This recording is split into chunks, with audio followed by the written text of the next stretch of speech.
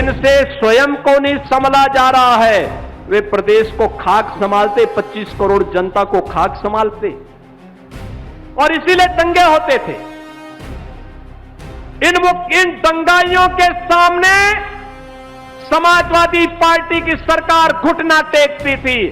और आपने देखा होगा, संभल में एक गुंडे ने, समाजवादी पार्टी के एक गुंडे ने दंगा कराने का प्रयास कर दिया, उसको घुटने में ला करके आज नाक रगड़वा रही है सरकार, घुटने में ला करके। एक गुंडा बरेली में भी दंगा करवाता था, लगातार अव्यवस्था पैदा करता था। उसने एक बार धमकी दी, प्रशासन थोड़ा सहमा, मैंने कहा चिंता मत करो, तैयारी करो। उसने धमकी दी तो उसको एक बार आने दीजिए, एक बार में निपटो। और आप देख रहे होंगे कि मौलाना जेल में आज कष्ट उठा करके नाक रगड़ रहा है, कह रहा साहब बकस दो, एक बार जान बकस दो, आगे से गलती नहीं करेंगे, दंगा नहीं करेंगे।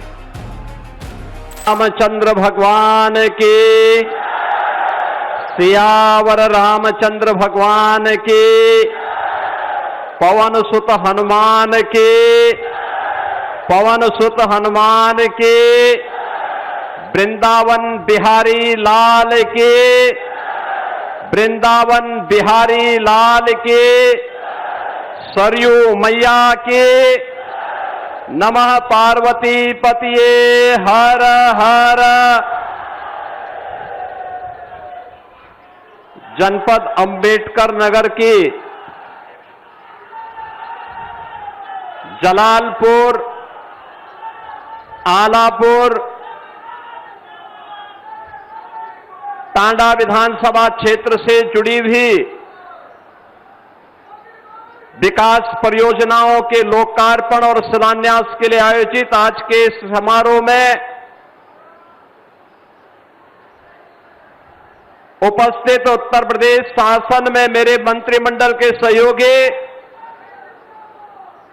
प्रभारी मंत्री अंबेडकर नगर श्री ओम प्रकाश राजभर जी, भारतीय जनता पार्टी के क्षेत्रीय अध्यक्ष श्री अवधेश द्विवेदी जी, जिला अध्यक्ष श्री दिलीप पटेल जी, जिला पंचायत अध्यक्ष श्री श्याम सुंदर वर्मा साधु जी, विधान परिषद सदस्य डॉक्टर हरिओम पांडे जी, लोकप्रिय विधायक कटहरी श्री धनमराज निषाद जी, पूर्व सांसद श्री रितेश पांडे जी, पूर्व विधायक श्री त्रिवेणी राम जी, पूर्व विधायक श्री जयराम विमल जी, पूर्व विधायक श्रीमती अनीता कमल जी, पूर्व विधायक श्रीमती संजू देवी जी, पूर्व जिलाध्यक्ष श्री राम प्रकाश यादव जी, यमुना प्रसाद चतुर्वेदी जी, रमा शंकर सिंह जी, ज्ञान सागर सिंह जी, कपिल देव वर्मा जी, मिथिलेश त्रिपाठी जी, सुहेल देव राजभर पार्टी के जिलाध्यक्ष श्री जगलाल राजभर जी, निषाद पार्टी के जिलाध्यक्ष श्री संजय निषाद जी, अपना दल के जिलाध्यक्ष श्री भूपेंद्र चौधरी जी, आज के इस कार्यक्रम में उपस्थित अंबेडकर नगर से जुड़ी हुई इन 3 महत्वपूर्ण विधानसभाओं से जुड़े हुए मेरे सभी उपस्थित बहनों और भाइयों, आज ये मेरा सौभाग्य है कि मां सरयू और मां तमसा के बीच में अवस्थित बाबा गोविंद साहेब धाम, श्रवण धाम और शिव बाबा धाम की इस पावन धरा को मुझे नमन करने का अवसर प्राप्त हो रहा है। बहनों और भाइयों, मैं इस अवसर पर इस पावन धरा को नमन करते हुए आज राष्ट्रीय हथकरघा दिवस है। प्रदेश के उन लाखों हस्तशिल्पी और कारीगरों का अभिनंदन करता हूं जिन्होंने अपनी हस्तकला से, अपनी कारीगरी से भारत के विरासत के प्रतीक, भारत के स्वदेशी बॉन्ड के प्रतीक, भारत के हथकरघा उद्योग को एक नई ऊंचाई दी, नई पहचान दी है। बहनों और भाइयों, आज की तिथि इसलिए महत्वपूर्ण है क्योंकि 7 अगस्त 1905 को भारत की आजादी के लिए लड़ने वाले स्वाधीनता संग्राम सेनानियों ने भारत की आजादी का मंत्र स्वदेशी को बनाया था और स्वदेशी का मंत्र आज हमारे सामने हथकरघा के रूप में, खादी के रूप में आज भी भारत के लिए एक प्रेरणा बना हुआ है। इस अवसर पर उन लाखों हथकरघा और खादी उद्योग से जुड़े हुए उद्यमियों का, कारीगरों का मैं अभिनंदन करते हुए इस दिवस की बधाई देता हूं। आज मेरा यह सौभाग्य है कि जब मुझे कटहरी के चुनाव को आपने इस क्षेत्र से श्री धर्मराज निषाद जी को कटहरी से विजयी बनाया था, उसके बाद एक अन्य कार्यक्रम के बाद आज मुझे यहां पे आने का अवसर प्राप्त हुआ। गोविंद साहिब धाम में मुझे पहली बार आने का अवसर प्राप्त हुआ और संभवतः पहली बार कोई मुख्यमंत्री इस धाम में आया है। कितना पवित्र धाम है। सैकड़ों वर्षों से आध्यात्मिक प्रेरणा का केंद्र बिंदु बना हुआ यह क्षेत्र हम सबको अपनी विरासत के साथ जोड़ने की एक नई प्रेरणा दे रहा है। और मुझे आज बताते हुए प्रसन्नता है, जब मैंने इस धाम में, गोविंद साहिब धाम में पवित्र समाधि का दर्शन किया, नवनिर्मित मंदिर में, राम जानकी मंदिर में दर्शन किया, एक आध्यात्मिक अनुभूति मुझे स्वयं होती हुई दिखाई दे रही थी। बहनों और भाइयों, माघ मेले में यहां पे बहुत बड़ा मेला लगता है। लाखों श्रद्धालु आते हैं। सर्दी की ठिठुरन होती है, लेकिन श्रद्धा, अपनी विरासत के प्रति कृतज्ञता ज्ञापित करने का भाव यहां के लोगों में रहता है। और अब यह मेला हमारा राजकीय मेले के रूप में मान्यता प्राप्त होगा। जो हमारे जनप्रतिनिधियों ने कहा है, इस मेले को हम राजकीय परंपरा के साथ जोड़ेंगे, सुविधाओं के साथ जोड़ेंगे। वैसे भी आज मुझे जाने का अवसर प्राप्त हुआ जब मैं विगत वर्ष आया था, कटहरी चुनाव के तत्काल बाद 1500 करोड़ रुपए की सौगात, यहां का उपहार, यहां का कर्ज चुकता करने के लिए मैं कटहरी में आया था। और आज 706 करोड़ रुपए का यह उपहार मैं अंबेडकर नगर वासियों को प्रदान करता हूं। बहनों और भाइयों, विकास कैसे होना चाहिए, विकास का मॉडल कैसे होना चाहिए, यह देखना है तो अंबेडकर नगर में आ जाकर के देख लो। एक नहीं, दो एक्सप्रेसवे के साथ आपका अंबेडकर नगर जनपद जुड़ा हुआ है, दो एक्सप्रेसवे के साथ में। और अभी जिसकी चर्चा यहां पर कुछ देर पहले, जिस बात की चर्चा रितेश पांडे जी और श्री हरिओम पांडे जी कर रहे थे, नॉर्थ साउथ कॉरिडोर में भी हम लोग सिद्धार्थनगर के बांसी से होते हुए, बस्ती होते हुए और प्रयागराज को जोड़ने और चित्रकूट से लेकर के फिर हम सुदूर दक्षिण भारत तक उस मार्ग को पहुंचाने का काम कर रहे हैं। उसका केंद्र बिंदु भी हमारा अंबेडकर नगर जनपद बनने जा रहा है। अंबेडकर नगर जनपद से ही उसको हम आगे पहुंचे, प्रयागराज तक पहुंचाएंगे। विकास के कार्यों की कमी नहीं। यहां के मेडिकल कॉलेज में क्रिटिकल केयर ब्लॉक का निर्माण करके यहां के लोगों को ट्रॉमा की सुविधा प्राप्त हो, इमरजेंसी सेवाएं प्राप्त हो, आज सरकार ने इन सभी कार्यों को किया है। बहन और भाइयों, हम लोग लोकतांत्रिक व्यवस्था में लगे हैं, लोकतांत्रिक व्यवस्था में निवास करते हैं। लोकतंत्र की 3 महत्वपूर्ण आधारशिला है। हमारी विधायिका है, हमारी कार्यपालिका है और हमारी न्यायपालिका है। तीनों के क्षेत्र तय हैं, तीनों की सीमाएं तय हैं, तीनों की लक्ष्मण रेखाएं भी हैं। एक दूसरे के साथ बेहतर समन्वय करते हुए ये तीनों मिलकर के विकास के कार्यों को एक गति देते हैं। आपने देखा होगा, अभी हाल ही में उत्तर प्रदेश विधानसभा चल रही थी। विधानसभा में हम लोग 59,000 करोड़ रुपए की अनुपूरक बजट के प्रस्ताव को विधानसभा में लेकर के आए थे।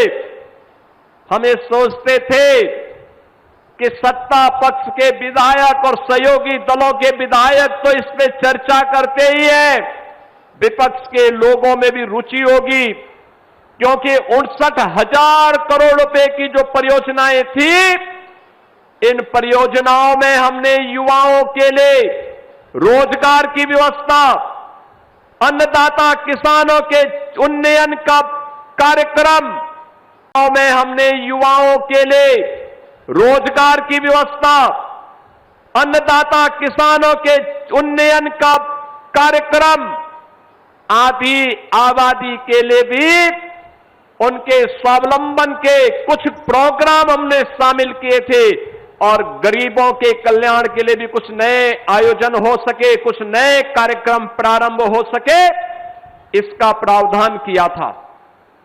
लेकिन समाजवादी पार्टी ने विधानसभा नहीं चलने दी। समाजवादी पार्टी ने विधानसभा नहीं चलने दी, हो हल्ला करने लग गए। उनके द्वारा जिस प्रकार का कोहराम मचाया गया, आप सबने देखा है। हमने बजट में व्यवस्था की थी सामाजिक न्याय के विभूतियों को, महापुरुषों को, संतों, ऋषियों का सम्मान करने के लिए धनराशि की व्यवस्था की थी। महर्षि वाल्मीकि, सद्गुरु संत रविदास जी महाराज, हम लोगों ने उसमें तय किया था बाबा साहब डॉक्टर भीमराव अंबेडकर की, इन महापुरुषों की, छत्रपति साहू जी महाराज और ज्योतिबा फूले आदि महापुरुषों से जुड़े हुए जो भी स्मारक हो, मूर्ति हो, अगर उनके ऊपर छाजन नहीं है तो हम छतरी बनवाएंगे, बाउंड्री वाल नहीं है तो सुरक्षा के लिए बाउंड्री वाल और गेट का निर्माण करेंगे। लेकिन समाजवादी पार्टी ने इस विधानसभा नहीं चलने दी। हमने आंगनबाड़ी, आशा वर्कर, इनके मानदेय को बढ़ाने के लिए धनराशि की व्यवस्था की थी और हमने उन सारी व्यवस्थाओं को जोड़ने का काम किया था। हमारे जो कोटेदार हैं उनके भी इंसेंटिव को बढ़ाया जा सके, ग्राम चौकीदार के मानदेय को बढ़ाया जा सके, लेकिन इन्होंने विधानसभा नहीं चलने दी। लेकिन मैं आपको आश्वस्त करने के लिए आया हूं, समाजवादी पार्टी का विकास में कोई रुचि नहीं है, गरीबों में कोई रुचि न, गरीबों का उत्थान हो इसमें कोई रुचि नहीं है। जो ओम प्रकाश राजभर जी कह रहे थे कि समाजवादी पार्टी की जब सरकार थी प्रदेश में अराजकता थी, गुंडागिर्दी थी, युवाओं के नाम पर आने वाली नौकरी इससे पहले की योग्यता के आधार पर किसी को नहीं मिलती थी। नौकरी का विज्ञापन निकलते ही भतीजा और चाचा की जोड़ी वसूली के लिए निकल पड़ती थी। वसूली के लिए भाई भतीजेवाद का बोलबाला नौकरियों में होता था। भाई भतीजेवाद के नाम पे डकैती पड़ती थी युवा के हक पर। पैसे दे बगैर किसी को नौकरी नहीं मिल पाती थी और युवा योग्यता के बावजूद अपने आप को ठगा हुआ महसूस करता था। पठन पाठन का माहौल चौपट था। कानून व्यवस्था तहस-नहस हो चुकी थी। रोज दंगे, कभी सहारनपुर में दंगे, कभी मुजफ्फरनगर में दंगे, कभी मेरठ में दंगे, कभी मुरादाबाद में दंगे, कभी हापुड़ में दंगे, कभी अलीगढ़ में दंगे, कभी एटा में दंगे, कभी मथुरा में दंगे, कभी लखनऊ में, कभी कानपुर में, कभी प्रयागराज में। इन्होंने दंगों के माध्यम से उत्तर प्रदेश का माहौल इतना खराब कर दिया था, इतना खराब कर दिया था, लोग उत्तर प्रदेश के नौजवान को देखना पसंद नहीं करते थे। नौजवान के सामने पहचान का संकट इन्होंने खड़ा किया। हस्तशिल्पी और कारीगर प्लान करने के लिए मजबूर हुआ था। व्यापारी त्रस्त था। हर समाजवादी पार्टी का झंडा लिया हुआ समाजवादी पार्टी का कोई भी व्यक्ति जाता था, अवैध वसूली करता था। थानों में इनके कब्जे थे, तहसीलों में इनके कब्जे थे, गुंडागिर्दी की चरम थी और लोगों के मन में यह भाव आ गया था, जिस गाड़ी में सपा का झंडा समझो होगा उसमें कोई सपा का गुंडा। और एक गुंडागिर्दी की चरम प्रदेश के पहचान के लिए, नौजवानों की पहचान के लिए, अन्नदाता किसानों के सामने यहां पर आत्महत्या करने के लिए उन्हें मजबूर करने की स्थिति हो गई थी। कारीगर प्लान कर रहा था। बहनों और भाइयों, हर जिले में इन्होंने एक एक माफिया पाल लिया था। कहीं बालू माफिया, कहीं भू माफिया, कहीं वन माफिया, कहीं पशु माफिया। ये माफिया हर जिले में, पेशेवर माफिया। आप देखते होंगे इनके इतिहास को। वर्तमान पीढ़ी को बताइए किस प्रकार की अराजकता इन्होंने फैलाई हुई थी। और आज माफिया मुक्त, गुंडा मुक्त, कर्फ्यू मुक्त उत्तर प्रदेश है। नौजवान के सामने पहचान का संकट नहीं, बल्कि नौजवान को नौकरी मिल रही है। 9 लाख से अधिक नौजवानों को हमने डंके की चोट पर सरकारी नौकरी दी है और हमने कहा है कि युवा के हितों के साथ अगर किसी ने खिलवाड़ किया तो उसके लिए जेल होगी और बाप दादों की कमाई को भी जब्त करके गरीबों में बांटने का काम कर देंगे। बहनों और भाइयों, आज कोई छात्रों के भविष्य के साथ खिलवाड़ नहीं कर सकता। छात्रों की छात्रवृत्ति में डकैती नहीं डाल सकता। नौजवानों के हक पर कोई डकैती नहीं डाल सकता। आज कोई बेटी के साथ छेड़खानी करने का दुस्साहस नहीं कर सकता। व्यापारी को कोई धमकाने का दुस्साहस नहीं कर सकता है। और सरकार ने पहले से तय कर रखा है, बेटी और व्यापारी की सुरक्षा में सेंध लगाई। 2 ही जगह होगी, या जेल होगी या जहन्नुम होगा, तीसरी कोई जगह नहीं होगी। समाजवादी पार्टी के समय में हर जिले में एक माफिया था। सत्ता के समानांतर माफिया की सत्ता चलती थी। 1 डिस्ट्रिक्ट 1 माफिया, और आज 1 डिस्ट्रिक्ट 1 प्रोडक्ट है। आज 1 डिस्ट्रिक्ट 1 मेडिकल कॉलेज है। आज 1 डिस्ट्रिक्ट 1 कुजीन है। हर जिले के व्यंजन को सरकार ने महत्व दिया है, उसको आगे बढ़ाने का काम किया है। अन्नदाता किसानों के जीवन में व्यापक परिवर्तन हो, हर गरीब को उसका अधिकार मिले। आज प्रदेश में 16 करोड़ लोगों को फ्री में राशन की सुविधा का लाभ,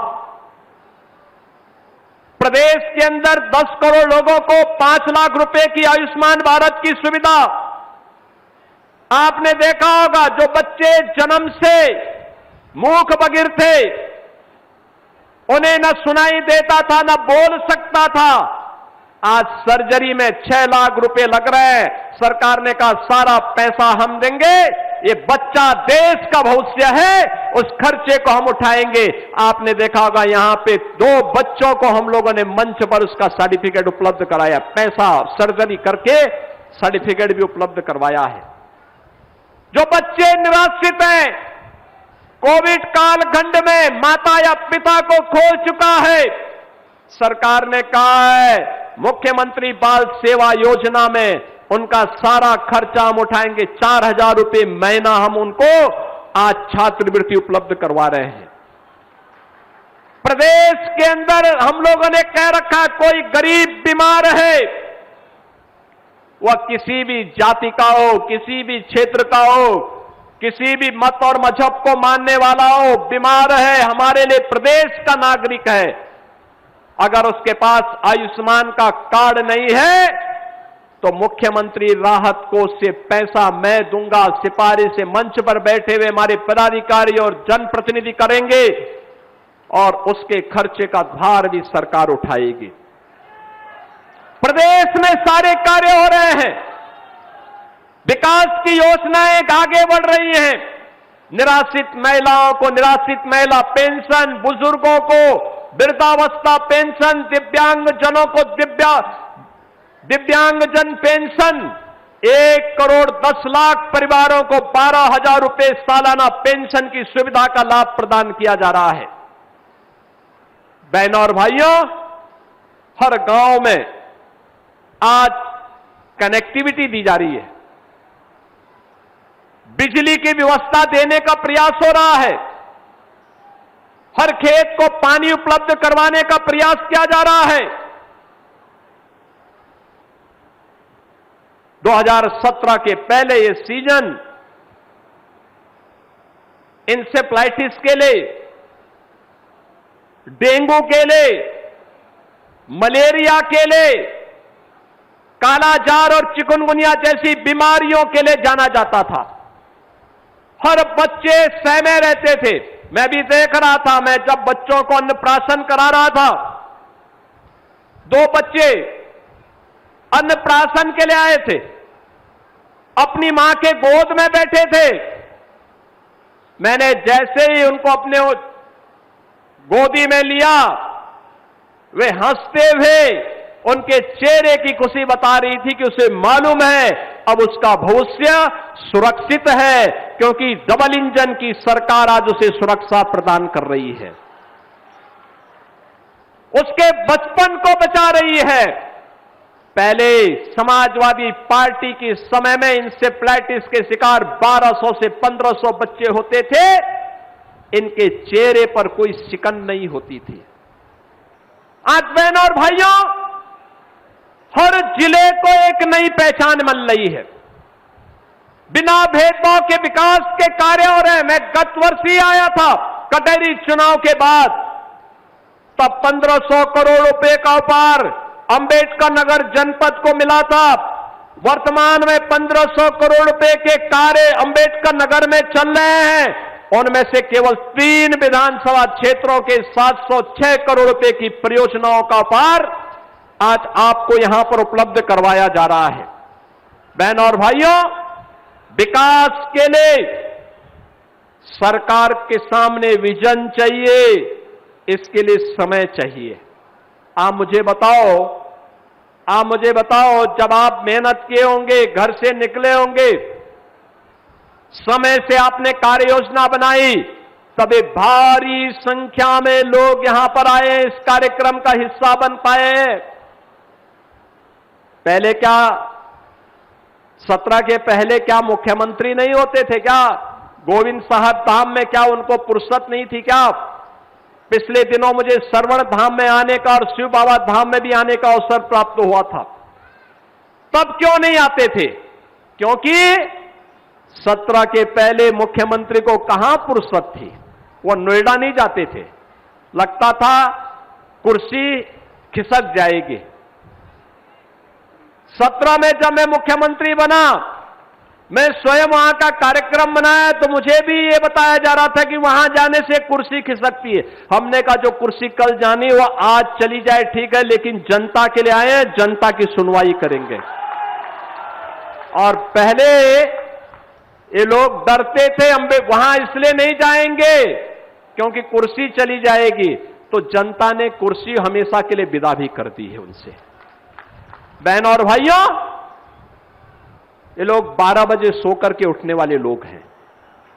12 बजे सो के उठेंगे, 2 बजे बबुआ तैयार होंगे और 2 बजे तैयार होने के बाद फिर उनके चच्चू उनको कुछ सिखाएंगे, फिर एक ट्वीट करेंगे, फिर जिम चले जाएंगे, जिम से वापस आएंगे तब तक महफिल जम जाएगी और फिर उनको इतना होश रहता ही नहीं कि वह इस देश में है या फिर इस देश से बाहर कहीं और जगह है। तो इनसे जिनसे स्वयं को नहीं संभला जा रहा है, वे प्रदेश को खाक संभालते, 25 करोड़ जनता को खाक संभालते, और इसीलिए दंगे होते थे। इन दंगाइयों के सामने समाजवादी पार्टी की सरकार घुटना टेकती थी। और आपने देखा होगा संभल में एक गुंडे ने, समाजवादी पार्टी के एक गुंडे ने दंगा कराने का प्रयास कर दिया, उसको घुटने में ला करके आज नाक रगड़वा रही है सरकार, घुटने में ला करके। एक गुंडा बरेली में भी दंगा करवाता था, लगातार अव्यवस्था पैदा करता था। उसने एक बार धमकी दी, प्रशासन थोड़ा सहमा, मैंने कहा चिंता मत करो, तैयारी करो। उसने धमकी दी तो उसको एक बार आने दीजिए, एक बार में निपटो। और आप देख रहे होंगे कि मौलाना जेल में आज कष्ट उठा करके नाक रगड़ रहा है, कह रहा साहब बकस दो, एक बार जान बकस दो, आगे से गलती नहीं करेंगे, दंगा नहीं करेंगे। पहले इन दंगाइयों को मुख्यमंत्री आवास में बुला करके सम्मानित किया जाता था, और आज जब कोई धमकी देता है कि दंगा करवा देंगे तो मैं कहता हूं आओ बच्चों थोड़ा दंगा करवा लो, मैं तुम्हें दंगा कराना सिखा देता हूं कैसा दंगा होता है।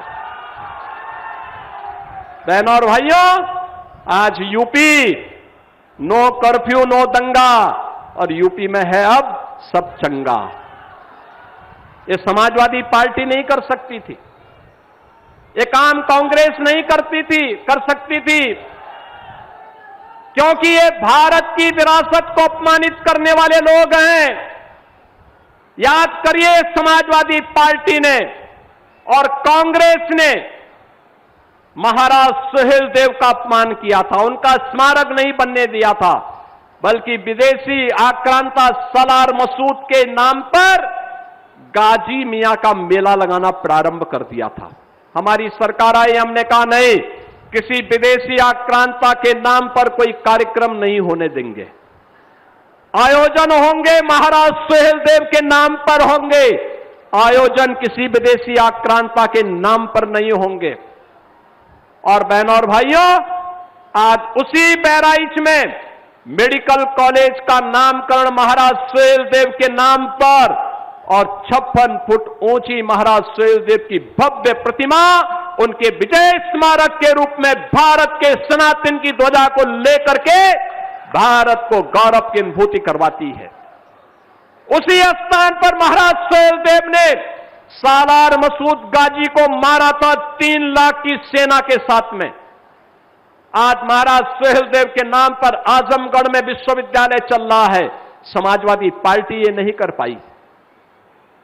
समाजवादी पार्टी को फुर्सत नहीं थी कि वो वीरांगना झलकारी बाई कोरी को सम्मान दे सके। महारानी दुर्गावती को सम्मान दे सके, वीरांगना अवंतीबाई लोधी को सम्मान दे सके, वीरांगना उदा देवी पासी को सम्मान दे सके।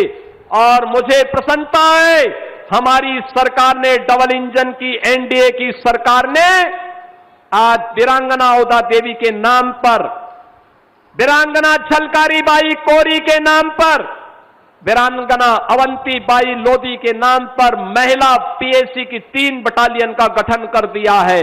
और तीनों में प्रदेश की बेटियों का प्रशिक्षण होगा और वे प्रदेश की सुरक्षा के लिए दुर्गा वाहिनी के रूप में निकल करके गुंडा और अपराधियों का काम तमाम करने का काम भी करेंगे।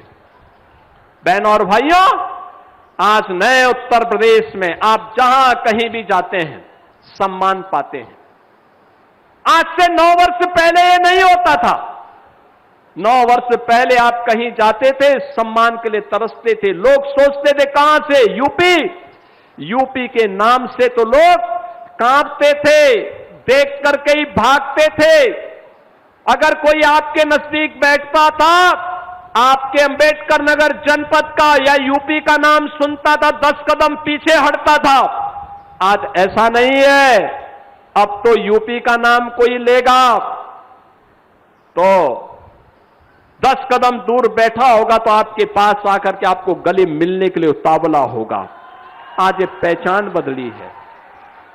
सामने वाले के चेहरे की चमक बताती है यूपी के नाम पर। आज वो भी गौरव की अनुभूति कर रहा है। ये यूपी की पहचान को गौरव किसने दिलाया? प्रधानमंत्री मोदी जी के नेतृत्व में काशी विश्वनाथ धाम, अयोध्या में एक बार भगवान श्री राम की पावन जन्मस्थली पर भगवान श्री राम का भव्य मंदिर के निर्माण के साथ ही आज की नई अयोध्या जिस वैभव के साथ जानी जा रही है। आज आप प्रयागराज में जाते होंगे, बदले हुए प्रयागराज को देखते होंगे।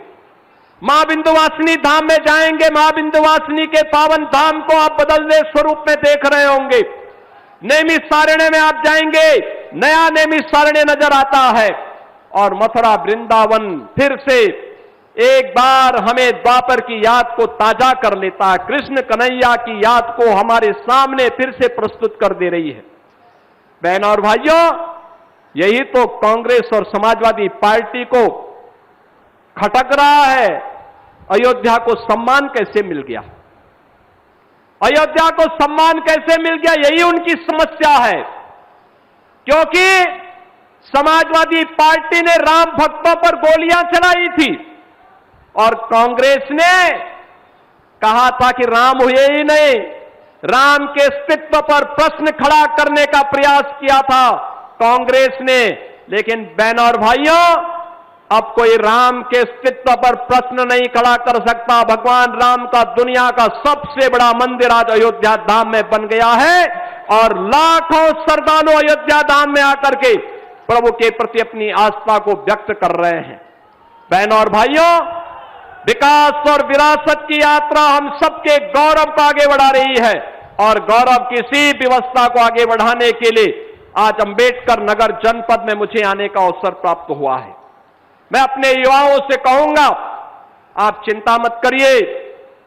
आपके लिए हमारी सरकार ने तय किया है, आपकी स्किलिंग के लिए, आपके एम्प्लॉयमेंट के लिए, आपकी अच्छी शिक्षा के लिए और आपको हर जगह सम्मान मिले, इसके लिए मॉडर्न टेक्नोलॉजी के साथ यूपी के युवाओं को जोड़ने के लिए प्रतियोगी परीक्षाओं में यूपी का नौजवान अग्रणी भूमिका के साथ आगे बढ़े, इसके लिए अभ्युदय कोचिंग की व्यवस्था हमने बढ़ाई है, इसका विस्तार। और इसके लिए बहुत शीघ्र उत्तर प्रदेश सरकार एक युवा नीति के साथ आने जा रही है। युवा ही नेतृत्व करेगा और युवा ही अपनी शिक्षा के लिए, अपने स्वास्थ्य के लिए, अपनी स्किलिंग के लिए, अपनी एम्प्लॉयमेंट के लिए हर जगह काम करेगा। लोह पुरुष सरदार वल्लभ भाई पटेल के नाम पर हर जिले के अंदर एक एम्प्लॉयमेंट जोन हम बनाएंगे, जिसमें युवा के स्किलिंग के साथ साथ उसके एम्प्लॉयमेंट की भी व्यवस्था होगी और लगातार सरकार इसके लिए कार्य कर रही है। पहली बार हुआ है जब निषाद राज गुहा को सम्मान मिला है। श्रृंगवेरपुर में आप जाएंगे, भगवान राम और निषाद राज गुहा की गले मिलते हुए भव्य प्रतिमा आज त्रेता युग का स्मरण हम सबको कराता है। यह हमारी विरासत है और उसी विरासत का स्मरण कराने के लिए आज मुझे राष्ट्रीय हथकरघा दिवस में अंबेडकर नगर आने का अवसर प्राप्त हुआ है। हमारे जनप्रतिनिधियों ने जो मुद्दे मेरे सामने रखे हैं, सरकार इन पर कार्य करेगी। जहां बस स्टैंड बनाना होगा जरूर बनाएंगे, हॉस्पिटल जहां अतिरिक्त बनाने होंगे, हॉस्पिटल की क्षमता बढ़ानी होगी, जरूर सरकार करेगी। इंफ्रास्ट्रक्चर के लिए, रोड कनेक्टिविटी के लिए, टेक्सटाइल पार्क के लिए जो करना होगा करेंगे। और मैं आपको इस बात के लिए आश्वस्त कर सकता हूं कि समाजवादी पार्टी के गुंडों को कोई अवसर नहीं देना है। याद करिए, इस समाजवादी पार्टी के समय में इसी जनपद के एक होनहार कार्यकर्ता रामबाबू गुप्ता की हत्या समाजवादी पार्टी के गुंडों ने कर दी थी। तब भी मैं यहां अंबेडकर नगर में आया था और आज मैं आप सबसे कहने के लिए आया हूं, अब इन गुंडों के साथ सरकार जिस शक्ति से निपट रही है, उसने हर बच्चे के भविष्य को उज्जवल किया है, हर बहन और हर बेटी को सम्मान दिया है, हर व्यापारी को सुरक्षा प्रदान की है, हर अन्नदाता किसान के चेहरे पर खुशहाली लाई है, हर कारीगर और सम्मान के साथ अपनी कारीगरी और अपनी हस्तशिल्प के वैभव को वैश्विक पटल पर ले जा सकता है। और उसी विश्वास के साथ आज मुझे आपके इस जनपद में आने का अवसर प्राप्त हुआ है। मैं 706 करोड़ रुपए की इन परियोजनाओं के लिए जलालपुर, आलापुर और टांडा से जुड़े हुए सभी मतदाताओं को हृदय से बधाई देता हूं। यहां के जलालपुर के हमारे विधायक हैं श्री राकेश पांडे जी, अस्वस्थ हैं, आना चाहते थे, आ नहीं पाए हैं। उनके पुत्र रितेश पांडे जी यहां पर उपस्थित हुए थे, लेकिन बहन और भाइयों, अन्य विधानसभाओं में वहां के विधायकों को विकास में रुचि नहीं है। विकास के लिए मेरे पास या तो रितेश पांडे आते हैं या फिर मेरे पास हमारे कटहरी के विधायक श्री धर्मराज निषाद आते हैं, या यहां के एमएलसी श्री हरिओम पांडे जी आते हैं, या क्षेत्रीय अध्यक्ष श्री अवधेश द्विवेदी जी आते हैं। समाजवादी पार्टी के लोगों का विकास में कोई रुचि नहीं है, उनको सड़क से फुर्सत नहीं। हां, उनका पशु तस्करी का धंधा चौपट हुआ है। विकास के कार्यों में जो लोग सेंध लगाते थे उसको रोका गया है, जमीनों पर कब्जा करते थे इसको रोका गया है, अवैध खनन करते थे इसको रोका गया है, और इनको रोक करके वही पैसा हम विकास के कार्यों में लगा रहे हैं। जो विकास आज अंबेडकर नगर में दिख रहा है, इसको और तीव्र गति से आगे बढ़ाने के लिए आप सभी के द्वारा जो उत्साह दिखाया गया है, इसके लिए मैं हृदय से आप सभी का आभार व्यक्त करते हुए आप सभी अंबेडकर नगर वासियों को अपनी बधाई देता हूं, अपनी शुभकामनाएं देता हूं। धन्यवाद। जय हिंद, जय जय श्री राम।